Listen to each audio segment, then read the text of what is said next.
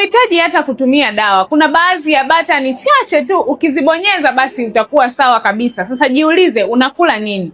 Moja ya vitu ambavyo vinaathiri afya za watu wengi kwa sasa duniani ni namna ya chakula wanachokula. Chakula unachokula ndio kitadetermine afya yako hapo baadaye. Lakini pia jiulize, una muda wa kufanya mazoezi? Mazoezi ukiachana na kuwa ni bora, lakini pia huwa yanaboresha mzunguko wako wa damu. Lakini pia mazoezi yanaongeza uwezo wa moyo kusukuma damu, kwa hiyo automatically huyu mtu afya yake itakuwa nzuri. Lakini pia swali la mwisho, jiulize, una muda wa kupumzika?